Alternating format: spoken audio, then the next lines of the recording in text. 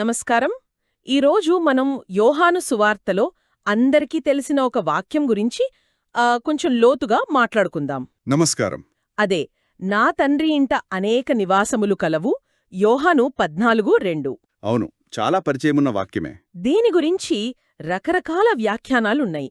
మన దగ్గరున్న సమాచారం బట్టి సాధారణంగా అనుకునే దానికంటే దీనికి ఇంకా లోతైన అర్థం ఏమైనా ఉందేమో చూద్దాం. తప్పకుండా. అంటే ఈ వాక్యం వినగానే చాలామందికి స్వర్గంలో మనకంటూ కొన్ని ఇళ్ళు గదులు ఉంటాయని అనిపిస్తుంది.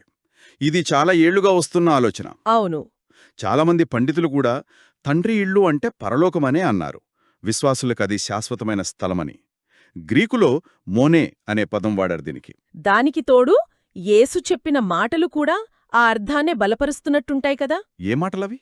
నేను వెళ్ళి మీకు స్థలము సిద్ధపరిచి మరలా వచ్చి మిమ్మును తీసుకొని పోవుదును అని. అంటే భవిష్యత్తులో జరిగేదాని గురించి కదా అది. సరిగ్గా చెప్పారు. అది ఒక ముఖ్యమైన వ్యాఖ్యానం. అయితే యోహాను సువార్త మొత్తం కొంచెం జాగ్రత్తగా గమనిస్తే ఈ తండ్రి ఇల్లు అనే మాటకి వేరే సందర్భాలు కూడా కనిపిస్తాయి. ఓ అలాగా, ఎక్కడా? చూడండి, యోహాను 2వ అధ్యాయంలో 16వ వచనంలో యేసు యెరూషలేము దేవాలయాన్ని అమ్మేవాళ్లతో నింపేస్తే దాన్ని నా తండ్రి ఇల్లు అని పిలిచాడు. నిజమే. అదే అధ్యాయంలో ఆ దేవాలయాన్ని తన శరీరంతో పోల్చాడు కూడా. ఖచ్చితంగా. దాన్ని పడగొట్టండి, 3 రోజుల్లో లేపుతాను అని అన్నారు. యోహాను 2:19-22. అంటే యోహాను దృష్టిలో తండ్రి ఇల్లు అనేది కేవలం ఒక భౌతిక స్థలం కాకపోవచ్చు. అంటే యేసు శరీరానికి కూడా అది వర్తిస్తుందంటారా? అవును, ఆ సూచన బలంగా ఉంది. ఇక్కడ ఇంకో ఆసక్తికరమైన విషయముంది. యోహాను 8:35లో కుమారుడు ఎల్లప్పుడూ ఇంటిలో నివాసము చేయును అని ఉంది. ఉంది. అక్కడ నివాసము చేయుట అనే పదానికి గ్రీకులో మెనో అని వాడారు. మెనో మనం ముందు చెప్పుకున్న మోనేకి దగ్గరగా ఉందా? చాలా దగ్గరగా ఉంది. మోనీ అంటే నివాసం, మెనో అంటే నివసించడం. ఈ రెండూ ఒకే మూలపదం నుంచి వచ్చాయి. ఇది చాలా ముఖ్యం. ఎందుకు ముఖ్యం? ఈ పదాల సంబంధం మన వాక్యానికి ఎలా వర్తిస్తుంది? ఎందుకంటే ఇది కేవలం ఒక చోటు గురించే కాదు, ఒక స్థితి గురించి, ఒక సంబంధం గురించి మాట్లాడుతోందన్నమాట. మెనో అంటే నిలిచి ఉండటం, ఐక్యంగా ఉండటం అనే అర్థాలు కూడా ఉన్నాయి. కాబట్టి దేవాలయాన్ని యేసు శరీరంతో పోల్చడం, ఈ మెనో పదం వాడకం, ఇవన్నీ కలిపి చూస్తే ఒక ప్రత్యామ్నాయ వ్యాఖ్యానం వైపు మనల్ని తీసుకెళ్తాయి. అదేమిటా ప్రత్యామ్నాయ వ్యాఖ్యానం? బహుశా నా తండ్రి ఇల్లు అనేది ప్రాథమికంగా యేసు దేహాన్నే సూచిస్తుండవచ్చు. యేసు దేహాన్నేనా? అవును.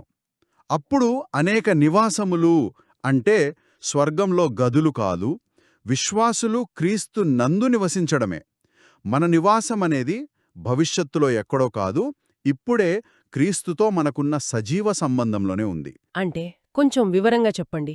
విశ్వాసి ఉండే చోటు అనేది ఒక జియోగ్రాఫికల్ లొకేషన్లా కాకుండా యేసుతో ఉన్న ఐక్యతలోనే ఉందంటారా? సరిగ్గా అదే. ఈ మోని నివాసం మరియు మేనో నివసించుట పదాల సంబంధం అదే సూచిస్తుంది.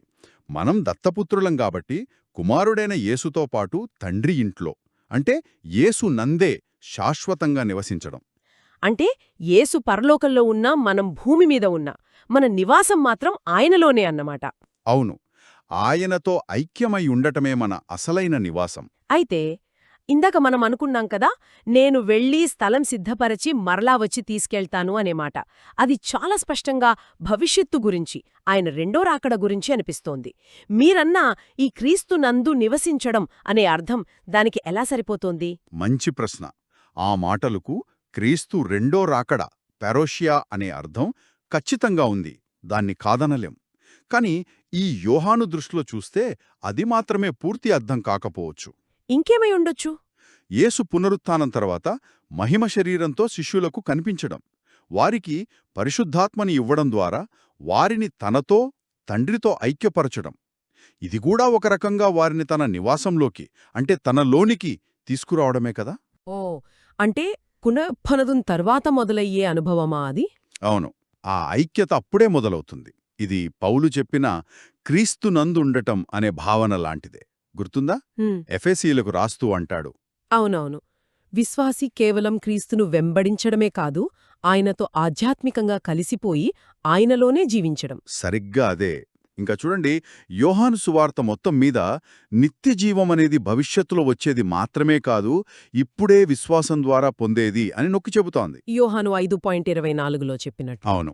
అలాగే యోహాను 4లో సమరయ స్త్రీతో మాట్లాడుతూ, నిజమైన ఆరాధన అనేది యెరూషలేంలోనో గెరిజిం కొండమీదో కాదు, ఆత్మతోనూ సత్యముతోనూ చేసేదని అంటారు. అది ఏ స్థలానికి సంబంధించింది కాదు. అంటే ఇవన్నీ వర్తమాన అనుభవాల మీదే ఎక్కువ దృష్టి పెడుతున్నాయన్నమాట. అవును. కాబట్టి క్రీస్తునందు నివసించడం అనేది కూడా భవిష్యత్లో దొరికే బహుమానం మాత్రమే కాదు, అది ఇప్పుడే మనం అనుభవించాల్సిన వాస్తవం. కాబట్టి మొత్తం మీద మనం ఏం చెప్పొచ్చు? నా తండ్రి ఇంట అనేక నివాసములు కలవు అంటే కేవలం పరలోకంలో స్థలమనే కాకుండా అవును, దానితో పాటు ఇప్పుడే క్రీస్తునందు నివసించడం, ఆయనతో ఐక్యంగా ఉండటం అనే లోతైన ప్రస్తుత అనుభవానికి సంబంధించిన అర్థం కూడా బలంగా ఉందని ఈ విశ్లేషణ చెబుతోంది. ముఖ్యంగా గమనించాల్సిందేంటంటే ఈ నివాసం అనేది ఒక భౌగోళిక స్థలం కంటే ఎక్కువగా యేసుతో, తండ్రితో విశ్వాసికున్న ఆ సంబంధాన్ని, ఆ ఐక్యతను సూచిస్తుంది. అదే అసలైన ఇల్లు. ఇది నిజంగా ఆలోచించాల్సిన విషయమే. ముగింపుగా ఒక ప్రశ్న వస్తోంది. ఒకవేళ మన ప్రాథమిక నివాస స్థలం పరలోకమో భూమో కాకుండా క్రీస్తు నందే అయితే అది దేవునితో మన సంబంధాన్ని ఎలా మారుస్తుంది? అంటే ఇక్కడ ఈ లోకంలో బ్రతుకుతున్నప్పుడు, అలాగే నిత్యత్వంలో కూడా. ఈ అవగాహన మన రోజువారీ జీవితాన్ని, మన ఆరాధనను ఎలా ప్రభావితం చేయాలి? మంచి ప్రశ్న. దాని గురించి ఆలోచించాలి. అవును. దీని గురించి ఆలోచిస్తూ ఈనాటి మన చర్చను ముగిద్దాం.